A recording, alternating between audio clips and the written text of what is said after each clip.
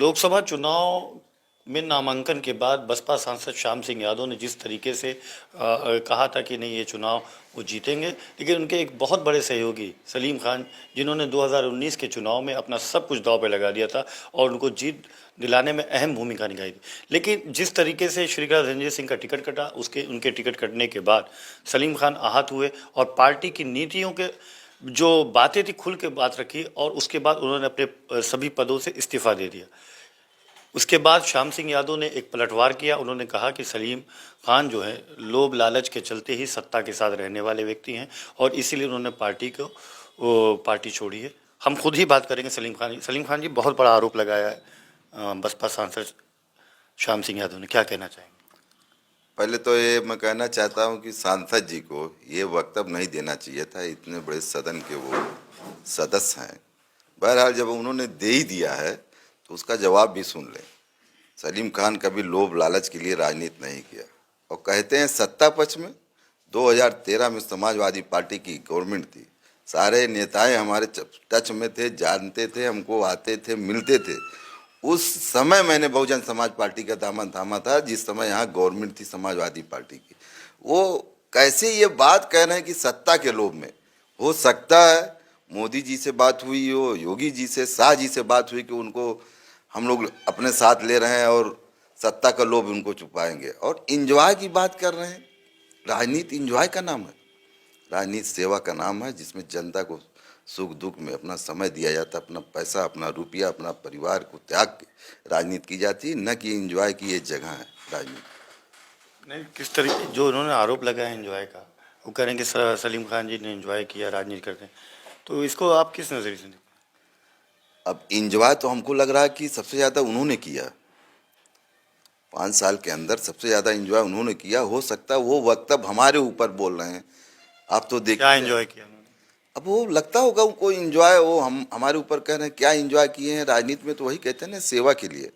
हमने कभी उनसे कहा हो कि आप हमको ठेका दे दीजिए, पट्टा दे दीजिए, हमको कुछ दे दीजिए, कभी हमने उनसे डिमांड की हो? लोभ लालच, वो हमको थोड़ी बोल रहे हैं, वो हमारे पूरे समाज को टारगेट कर रहे हैं कि लोभ लालच में। तो वो खुद जानते हैं कि हमारा समाज सत्ता के साथ खड़ा है कि सत्ता के विपरीत खड़ा है, उनसे ज़्यादा कोई नहीं जानेगा। एक सांसद को तमाम सुविधाएं मिलती है, खासतौर पे प्रतिनिधि बनाने के लिए उनके भी फंड्स आते हैं, लेकिन हमने देखा कि 5 साल में कोई उनका प्रतिनिधि आप भी नहीं रहे। हालांकि कई लोग आपको कहते थे लेकिन ऑफिशियल तौर पे नहीं थे, तो क्या ये कहीं ना कहीं बौखलाहट उनके अंदर है?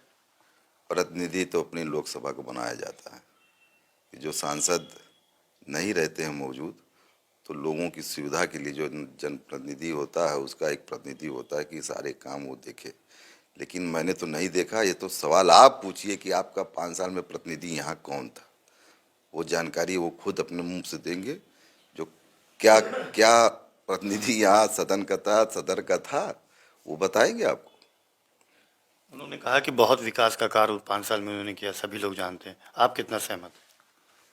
जो भी सांसद होता है, विधायक होता है, तो विकास अपने पैसे से नहीं करता है। गवर्नमेंट के पैसे से, जनता के पैसे से विकास होता है। कोई अपना इंडिविजुअल कोई एक काम बता के दिखाएं तो मैं जान जाऊं कि वो विकास कर रहे हैं और विकास की भाषा बोल रहे हैं। ये समाजवादी पार्टी के टच में थे, बीजेपी के भी टच में थे, कांग्रेस के भी टच में थे और अचानक से बीएसपी से फिर टिकट मिल गया, तो आप क्या ये पूरी राजनीति किस नज़रिए से देखते हैं? बस वही देखते हैं, वही ना, लालच लालसा तो सलीम खान के ऊपर लगा रहे हैं। मैं कह रहा हूँ कि एज ए संसद सदस्य ये भाषा जो बोले हैं, हमको नहीं करके हमारी पूरी कौम को टारगेट कर रहे हैं कि वो लालच लालसा में। और सत्ता किसकी चल रही है आप भी जान रहे हैं, भाजपा की सरकार चल रही है। मैं क्या, भाजपा क्या हमको देगी? क्यों मैं जाऊंगा? मेरा व्यक्तिगत जो विचार है आप भी जानते हैं, समाज भी जानता है। बहुजन समाज पार्टी चुनने का मेरा मकसद भी यही था कि बाबा साहेब के संविधान के तहत हम लोग गरीब मजलूम सबको इंसाफ दिलाएं। नहीं, आपको 22 में विधानसभा का टिकट मिला, चुनाव लड़ाया गया था, ऐसा सांसद जी का कहना है। उनका योगदान है, वो मेरी मेहनत है। बहन जी ने हमारे कार्य को देखते हुए हमको टिकट दिया था, श्याम सिंह यादव ने नहीं हमको टिकट दिया। बहुजन समाज पार्टी की राष्ट्रीय अध्यक्ष बहन कुमारी मायावती जी ने हमको टिकट दिया। इस बार भी क्या आपको टिकट के लिए ऑफर आया था? मैंने अप्लाई किया था, मेरे पास कोई ऑफर नहीं। मैं चाहता था कि अगर बहन जी ने हमको उस काबिल समझा मैं चुनाव लड़ूंगा। नहीं समझे, जिला पंचायत अध्यक्ष, वर्तमान अध्यक्ष श्री कला धनंजय सिंह की वाइफ को यहाँ प्रत्याशी बनाया।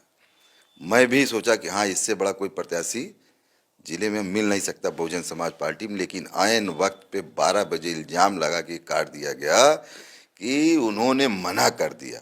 अभी तो श्री कला जी का एक बयान नहीं आया कि उनके हुआ क्या। वो इंडिविजुअल उनका फैसला था ना कि धनंजय सिंह का फैसला था कि मैं चुनाव लड़ूं, और जो पर्चा भरता है वो उसका इंडिविजुअल फैसला होता है कि मैं लड़ूं कि न लड़ूं।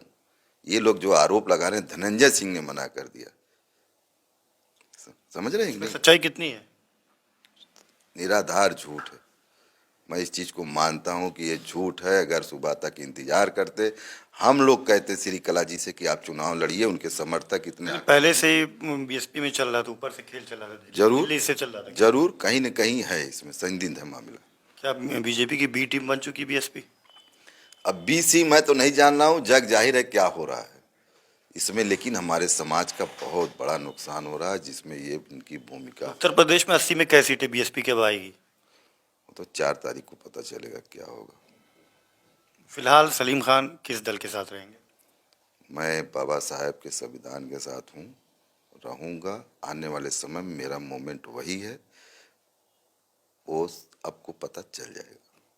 ये थे सलीम खान साहब, जिन्होंने साफ तौर पर बताया कि जिस तरीके से बसपा सांसद श्याम सिंह यादव लगातार आरोप लगा रहे हैं वो सरासर निराधार है। जिस तरीके से इन्होंने 12-13 साल बीएसपी में रह करके समाज की सेवा की, दलितों की सेवा की, अल्पसंख्यकों की सेवा की, वो कह रहे हैं कि सब जग जाहिर। कभी भी इन्होंने पार्टी से कोई ऐसी